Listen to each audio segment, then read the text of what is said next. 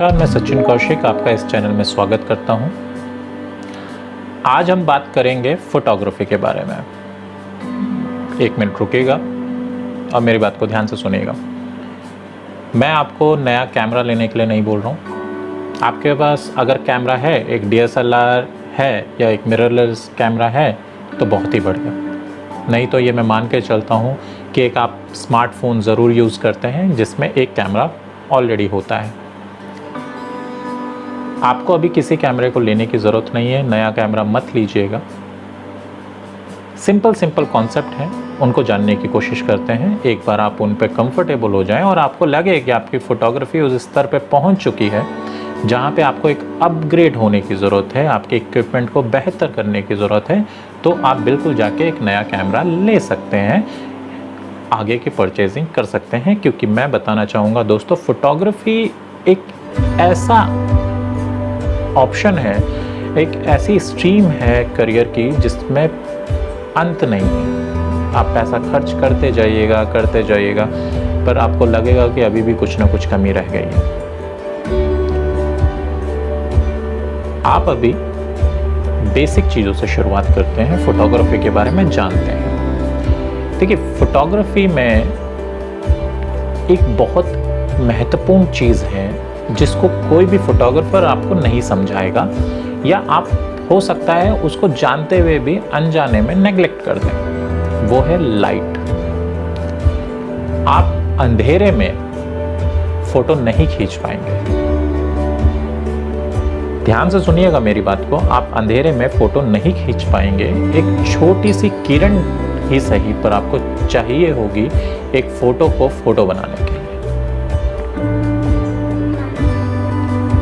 तो लाइट का बहुत एक महत्वपूर्ण योगदान रहा है फोटोग्राफी के बारे में। वो लाइट कोई भी हो सकती है, वो दिन की रोशनी हो सकती है, वो घर की आर्टिफिशियल लाइट हो सकती है, वो घर में मौजूद बल्ब हो सकते हैं, यहाँ तक कि एक मोमबत्ती की लाइट भी हो सकती है। तो आपको लाइट को सबसे पहले समझना है। कैमरे में लाइट जो है 3 तरीके से आती या जाती है, या ये कहें कम या ज़्यादा होती है। पहला है ISO, दूसरा है अपर्चर, तीसरा है शटर स्पीड। अपर्चर जो होता है वो आपके लेंस में होता है। जो जिनका DSLR है या जिनके पास मिररलेस कैमरा है वो ये चीज़ समझ पा रहे होंगे।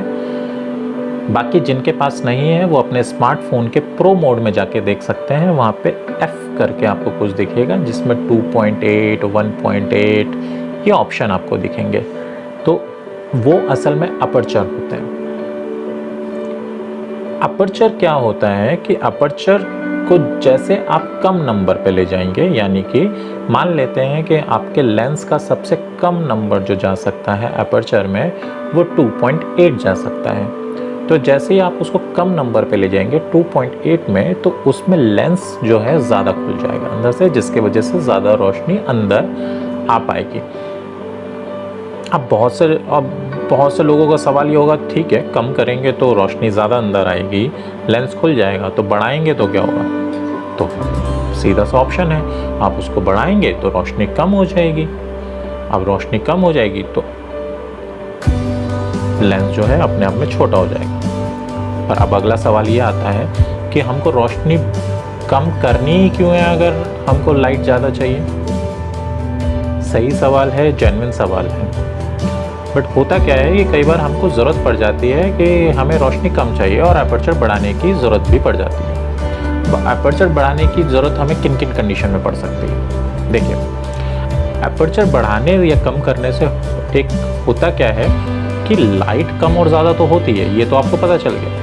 अपर्चर बढ़ाने और कम करने से एक और चीज़ होती है, जितना अपर्चर का नंबर, मैं आपको फिर बता दूं, अपर्चर का नंबर आप कम करेंगे उतनी रोशनी तो अंदर आएगी, बट इसके साथ साथ एक इफ़ेक्ट जनरेट होता है जो कि बहुत ही अच्छा लगता है, जिसको हम बुके इफ़ेक्ट बोलते हैं, या फिर बोका इफ़ेक्ट बोलते हैं, या कुछ लोग ब्लर इफ़ेक्ट बोलते हैं, जो कि आप देखते होंगे कि जब एक हेडशॉट लिया जाता है, हेडशॉट लिया जाता है, इतना हेडशॉट कहा जाता है। जब इस तरह का शॉट लिया जाता है तो पीछे की चीज़ें ब्लर हो जाती हैं। काफ़ी बार आपने देखा होगा कि लाइट ब्लर हो जाती है, या फिर पेड़ पौधे या पीछे कुछ भी चीज़ें होती हैं वो ब्लर हो जाती हैं। पर उसी के साथ जब हम एपर्चर का नंबर बढ़ाते हैं तो लाइट कम हो जाती है, पर अपर्चर बढ़ाने की ज़रूरत हमें तब पड़ती है जब हम किसी सीनरी का पोज लेते हैं, क्यों, या सीनरी के बारे में शूट कर रहे हैं या लैंडस्केप ले रहे हैं। तो अपर्चर बढ़ाने से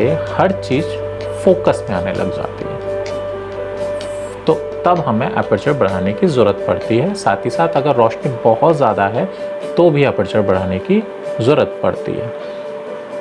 अब आगे आने वाले वीडियोज़ में हम ISO और शटर स्पीड के बारे में बात करेंगे। जब ये तीनों के बारे में हम बात कर लेंगे तो इन तीनों के रिलेशनशिप से एक आप अच्छी फ़ोटो खींच सकते हैं, हम उस बारे में भी बात करेंगे। धन्यवाद।